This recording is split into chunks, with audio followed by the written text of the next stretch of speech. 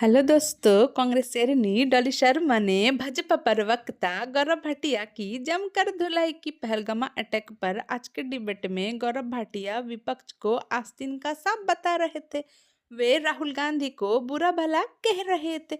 इसमें जवाब में गौरव भाटिया का भूत उतारते हुए डॉली शर्मा ने उसका पुराना वीडियो चला दिया। दोस्तों, वीडियो बहुत शानदार होने वाला है, वीडियो को अंत तक देखिएगा। अंत में जनता ने गौरव भाटिया को ऐसा सवाल किया कि आप हंसते हंसते लटपट हो जाएंगे। मुझे कलमा नहीं आता है। अच्छा, मेरा खतना भी नहीं हुआ है। क्या क्या कहना क्या चाह रहे हैं भाई आप? लेकिन कोई माइकल लाल नहीं है जो ये कहने से मुझे रोक सके भारत माता की जय और हर हर महादेव। ये सुन ले हर कोई, ठीक है, ये सुन ले हर कोई। मुझे गर्व है, मैं भारतीय हूं और हिंदू हूं। कलमा नहीं आता है लेकिन मुझे राष्ट्रगान आता है। और आज जो ओछी घटिया राजनीति कर रहे हैं, इस पे मैं अगले भाग में आऊंगा।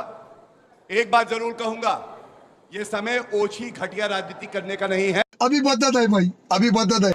हमारे देश में जो अभी पहलगाम में हुआ और जो लोग भी शहीद हुए, जितने भी हमारे भाई बहन बच्चे जिन्होंने भी जो परेशानी झेली, पहली बात तो मैं खेद व्यक्त करती हूँ। और पूरे हिंदुस्तान में आज जो गुस्सा है, उस गुस्से के साथ साथ कुछ सवाल भी हैं। और सवाल वही है जो मुख्यमंत्री नरेंद्र मोदी जी ने प्रधानमंत्री मनमोहन सिंह जी से पूछे थे। आज वही सवाल मैं कांग्रेस की प्रवक्ता होने के नाते अपने देश के प्रधानमंत्री नरेंद्र मोदी जी से पूछना चाहती हूँ। और आप सुनिए कि क्या सवाल थे, और अगर क्या विपक्ष, जब वो विपक्ष में थे और वो सवाल पूछा करते थे, तो क्या वो गलत करते थे? और आज अगर वो विपक्ष सवाल कर रहा है तो वो विपक्ष कैसे गलत हो गया? मैं वही सवाल और वही रिकॉर्डिंग आपको सुनाना चाहती हूँ। आप सुनिए, ताकि गौरव जी जो यहाँ कह रहे हैं वो भी दूध का दूध और पानी का पानी हो जाए। उनके पास शस्त्र और बारूद कहां से आता है? जो आपके कब्जे में है उसको तो संभालो, और जो विदेश से बारूद आता है, शस्त्र आते हैं, आतंकवादियों के पास पहुंच जाते हैं, उसको तो रोको। या प्रधानमंत्री, आप इतनी निगरानी नहीं रख सकते? ये जो धन विदेश से आकर के आतंकवादियों के पास जाता है, आपके हाथ में है, आप उसको क्यों नहीं रोकते हैं? प्रधानमंत्री जी, आप मुझे बताइए, सीमाएं आपके हाथ में है, कोस्टल सिक्योरिटी आपके हाथ में है, बीएसएफ सेना सब आपके हाथ में है, नेवी आपके हाथ में है। ये विदेश से घुसपैठ के कैसे घुस जाते हैं? आप जवाब दीजिए। व्यवस्था आपके पास है, सारा कम्युनिकेशन भारत सरकार के अंडर में है। मैं पूछना चाहता हूं प्रधानमंत्री जी को, इस विषय में आपने क्या किया है? ये जो आतंकवादी है, अब आप बताइए, क्या ये सवाल गलत है? और यही सवाल विपक्ष आज कर रहा है कि इंटेलिजेंस क्या कर रही थी? आतंकवादी आए, जैसे एक प्लेग्राउंड में घुस आए, हमारे लोगों पर धड़ धड़ गोलियां चलाई, हमारे लोग शहीद हो गए, और उनके लिए खुले थे रास्ते, ना कोई चेक पोस्ट, ना कहीं कोई पूछताछ। जैसे मारने के लिए आए वैसे ही मारकर हमारे लोगों को भाग गए। कोई पूछताछ नहीं, कोई देखने वाला नहीं, कोई बताने वाला नहीं। मैं एक न्यूज रिपोर्ट देख रही थी जिसमें कहा कि 70 से ज्यादा आतंकवादी हमारे देश में घुस गए। ये इंटेलिजेंस की रिपोर्ट है, जिसके लिए सरकार की मार्च और अप्रैल में मीटिंगें भी हुई। लेकिन मीटिंगें होने के बाद आपने क्या किया? पहलगाम जैसे एरिया, सेंसिटिव एरिया को आपने एक भी आर्मी का जवान वहां 2000 से ज्यादा पर्यटकों के लिए छोड़ा नहीं। मुझे बताओ मेरे देश के बच्चों, क्या ये सवाल वाजिब नहीं है? वाजिब नहीं है? क्या हमें नहीं पूछना चाहिए एक सुर में सरकार से? अगर मुंबई अटैक पे शिवराज पाटिल इस्तीफा दे सकते हैं, तो आज अगर हम अमित शाह से सवाल करते हैं तो क्या गलत करते हैं? बताइए, गलत है? गलत है? गलत है? यही सवाल हम कर रहे हैं। और हाँ, हम जवाब चाहते हैं, हम ऐसा जवाब चाहते हैं जैसे इंदिरा गांधी ने लाहौर में तिरंगा फहरा कर लिया और पाकिस्तानी आर्मी की पतलून उतरवा दी। वो जवाब था कि घुटने टेकने पड़े और हमने बांग्लादेश बना दिया। ये जवाब हमें चाहिए। ठीक है, अब बातों से, लंबे लंबे भाषणों से, शेरों से, चुनावी रैलियों में वोट मांगने से शहीदों के नाम पर काम नहीं चलेगा। अब इस पाकिस्तान के घर में घुस के इनको उतनी ही गोलियों से भून कर हमारा बदला पूरा होगा, और इनको ये बताना पड़ेगा। और इस सरकार को अब तो पहली बार हमने देखा है, जो लोग कहते थे कि आतंक खत्म हो गया, पहली बार कल ऑल पार्टी मीटिंग में उन्होंने कहा कि चूक तो हुई है। हम भी वही सवाल कर रहे हैं कि आखिर कैसे हुई है? जो आप आज बता पा रहे हैं कि 4 लोग आए, चले गए, उनकी तस्वीरें आज रिलीज हो रही हैं, उससे पहले ये इतनी जल्दी काम क्यों नहीं हुआ कि हमारे वो 28 लोगों की जान बच पाती? गौरव जी, सबसे पहले तो इन्होंने क्योंकि 26/11 का जिक्र किया, तो मैं बता दूं, हमारी वीर सेना तब भी उतनी ही वीर थी। मैंने बताया Balakot air strike, surgical strike घुस के ठोका पाकिस्तान को।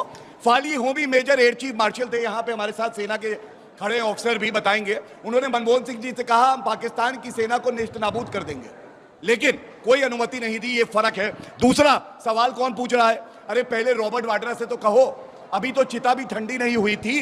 रॉबर्ट वाड्रा ने कहा यह आतंकी हमला इसलिए हुआ है क्योंकि ये सरकार हिंदुत्व को बढ़ावा देती है।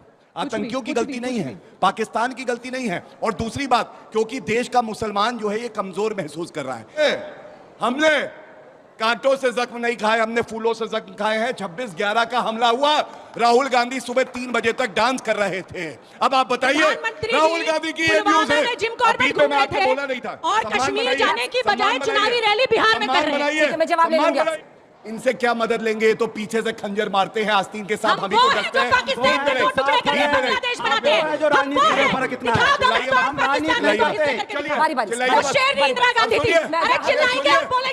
तुम डांटोगे तो यहाँ सबको डांटने पे लगे हुए हो।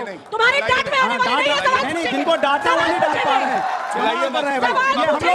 डांट नहीं सकते, हम लोग को डांटने के लिए वहाँ नहीं चल पा रही है, वहाँ नहीं। लेकिन सवाल है कि अब कड़ी निंदा और आलोचना से ज्यादा देश का सेंटिमेंट है कि हम कुछ करें। वो क्या हो सकता है, हम क्या कर सकते हैं? अंजना, जय हिंद। जय हिंद। पहली बात, हम सबको समझना चाहिए कि पाकिस्तान आर्मी चीफ आसिफ मुनीर का इरादा क्या है। उसका इरादा बहुत क्लियर है कि भारत को तोड़ना, और स्ट्रैटेजी है हिंदुस्तान में झगड़े कराना। जो अंग्रेज़ों ने कराया था 1947 से पहले, वो झगड़े हैं कॉम्युनल झगड़े, मतलब धर्म पे युद्ध। यह पाकिस्तान की स्ट्रैटेजी है। और आपने देखा ये जो पहलगाम अटैक भी हुआ है, उसका पूरा इरादा था। आपने देखा क्या हुआ वहाँ, वो कलमा पढ़ाना और चेक करना कि ये मुसलमान है कि नहीं। तो ये देश में एक लहर करवाना चाहते हैं, हिंदू मुसलमान और लोगों के बीच में धर्म युद्ध कराना। हमको उस चुंगल में नहीं फंसना है। मैं कश्मीर में 4 साल नौकरी किया हूँ और अफगानिस्तान में भी था। मेरा तजुर्बा अफगानिस्तान में यह है, अफगानिस्तान में पूरी पॉपुलेशन मुसलमान है। अफगान लोग को खराब किसने किया? यह अफगानिस्तान इतना तरक्की देश था, उसको खराब किया पाकिस्तान ने।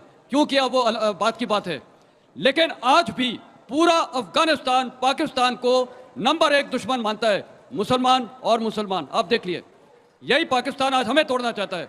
तो कहने का मतलब है हमें यूनाइटेड रहना चाहिए, जैसे इन्होंने बोला। जी, अगर आपकी सरकार इस वक्त होती तो क्या करते? देखिए, सीधी और साफ बात है अंजना जी, कांग्रेस ने तो पहले भी करके दिखाया और आज भी हम उसी स्टैंड पर हैं। पाकिस्तान को उसी की भाषा में जवाब अब मिलना चाहिए। 26/11 के बाद हमने क्या किया था? देखिए, 26/11 के बाद कांग्रेस पार्टी ने भारतीय जनता पार्टी की तरह जिम्मेदारी से भागे नहीं, ना कभी क्रिटिसिज्म को इस तरीके से लिया जिस तरीके से ये लेते हैं।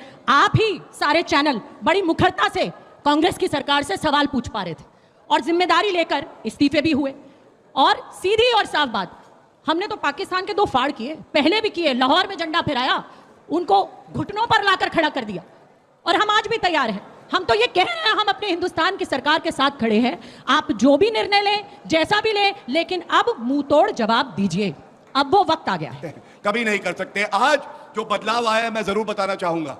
हमारे पास राफेल है, हमारे पास S-400 मिसाइल सिस्टम है, अपाचे है, चिनूक है। आज जो सैनिक को चाहिए वो जरूरत है उसकी पूरी, और उसका जज्बा जो है वो तिरंगा छू रहा है, आसमान छू रहा है। हमें कोई रोक नहीं सकता है। कुछ दिन की बात है, आपको पता चल जाएगा। कांग्रेस और समाजवादी पार्टी से है। अभी पाकिस्तान धर्म के नाम पे हमें बांट रहा है, जिसका उदाहरण आपको देखने को मिला है। आप जातीय जनगणना करवा के आप हमें जात में बांटेंगे तो उसका क्या नतीजा होगा सर? इस पे आप जवाब दीजिए। छोटे सर, आप तो ये कहते थे बीजेपी से सवाल है कि आप पीओके भी वापस ले लेंगे। आज हमारे घर में आतंकवादी आ रहे, चाहे वो पुलवामा का हो, चाहे वो शरणार्थी पे अटैक हो, चाहे वो ये हो। सर, हम कब तक, हमारी सिक्योरिटी कहाँ है?